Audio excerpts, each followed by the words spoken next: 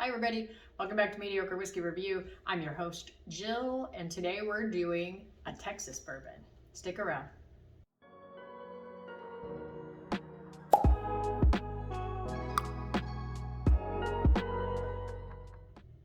Alright guys, today in celebration of the vacation that I took a couple weeks ago, we are doing a Texas bourbon today.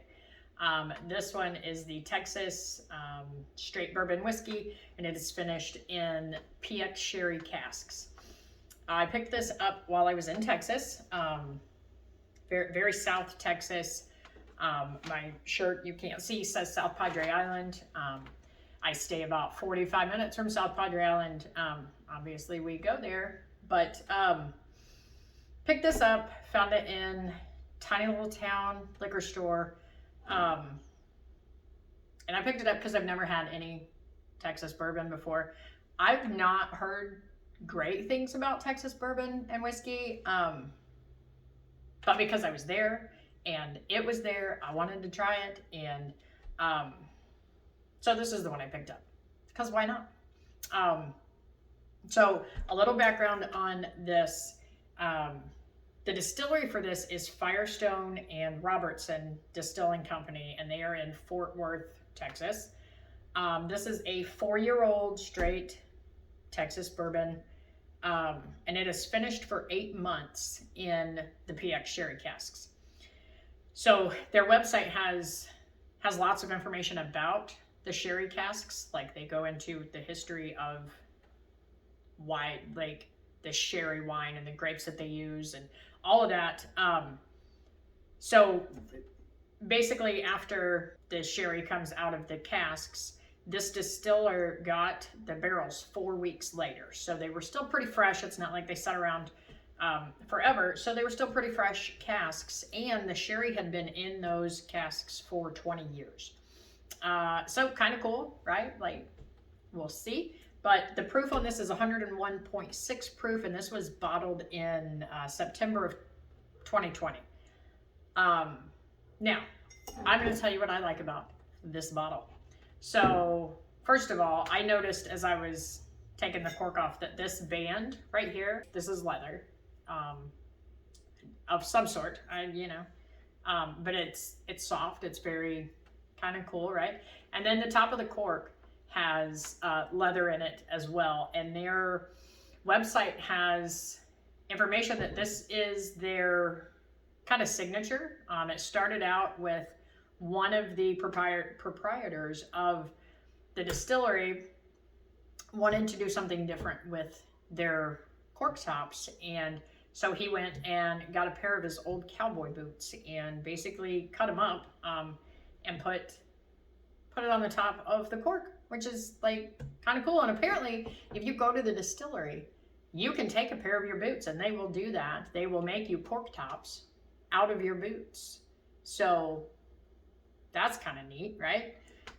If Fort Worth weren't several hours away from where I stay in Texas, then I would be visiting.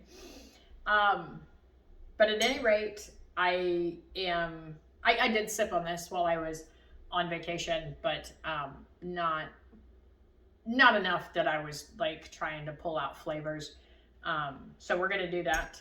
We're gonna do it today. We're gonna do it right now.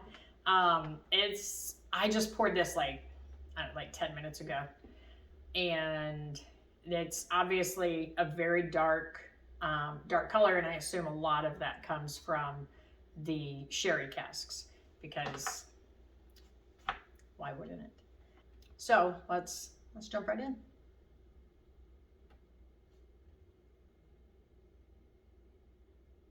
So you can definitely get that sherry on the nose. You can get the fruit, the grapes. It's very fruit forward, as you would expect. I don't know if 8 months is a super long time to leave it in the cask, but I feel like it's a decent amount of time, right?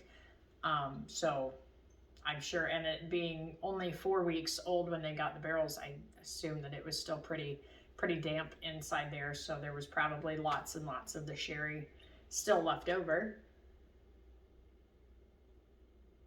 So there's a little bit of spice in it. All the fruit, there's a slight sweetness to it, but it's not like a caramel sweetness. It's more like a super dark molasses almost. Yeah, it's definitely some kind of syrup, like a dark molasses. I sniffed that a little too hard. Now I have a tickle in my nose. So the nose on it's very pleasant, and it's definitely got that sherry nose to it. And I'm not a wine drinker. I don't drink wine. So does it taste like sherry? I have no idea. I'm sure I've never had sherry, so maybe it does, maybe it doesn't. Who knows? But we're gonna go in and see how she tastes.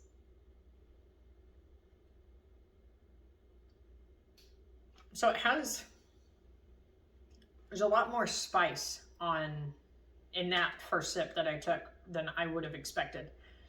But what caught me on that sip was the finish. There was like almost like a smoky tobacco. It was super quick, but that's what sticks out from that first sip. It was spicy when it hit my mouth, and then there was this just this smoky tobacco. Like I used to be a smoker. I used to smoke cigarettes, and that's kind of what I got. I was like, it's really odd.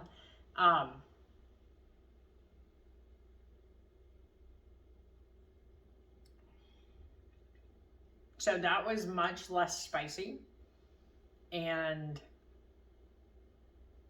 I'm getting a little bit of the fruit, a little bit of the grapes. I guess there's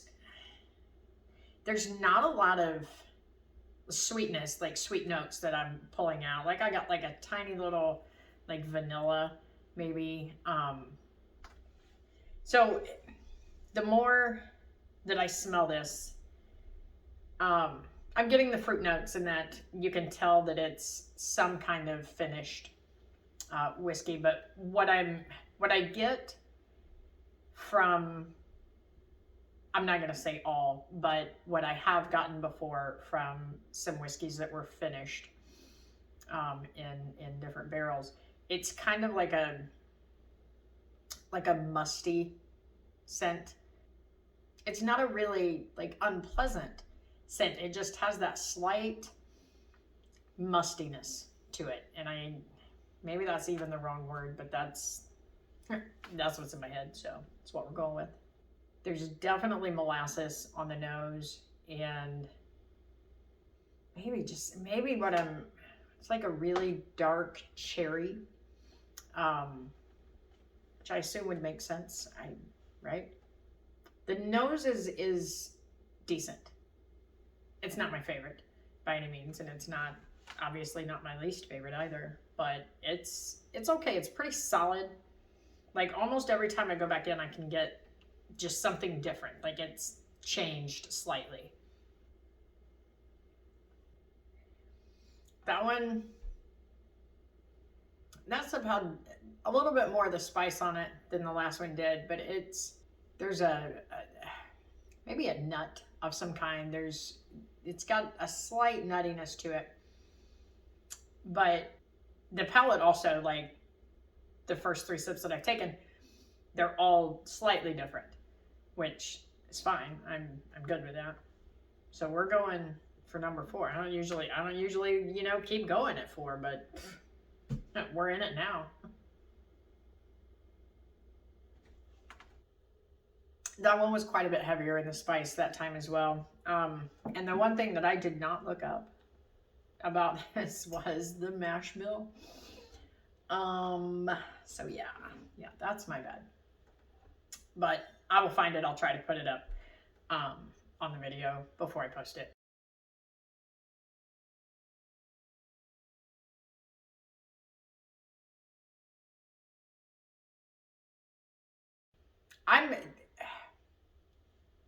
I think I've said this before, and I'm gonna say it again, that I'm finding that I am not a huge fan of the finished whiskeys. it's a good pour. I paid like at 45, 50 maybe. I don't remember. That was a long time ago and I was on vacation, so I really didn't care. But um, um, I don't dislike this. It is not, it's not going to be like a daily sipper for me. It's not going to be something that I pull out regularly. It's not bad. I'm not, I think it's just not for me. I think it's the finish that I'm just not attracted to, right? Like it's not you, it's me. But yeah. So I'll rate it. But I'm gonna give this like a 5. I it's okay. It's okay. You know what it is? You know what it is? It's mediocre. It's mediocre at best. And that's okay. Because what I'm going to try to do, because I've been challenged to do something anyway, I'm going to try maybe mixing this in a cocktail. Maybe that'll be good. I don't know. But we'll find out, right? Any cocktail recipes you have, by the way, send them my way. Email address is in the About section on YouTube. I have been challenged to do 5 whiskeys that you need to have. But I'm not a cocktail drinker. Like I don't typically do cocktails. So send me your best like old-fashioned recipes. Send me any recipe with whiskey, right? Send me something that I can do maybe with this guy over here, right? But until then, I hope that you guys are doing well.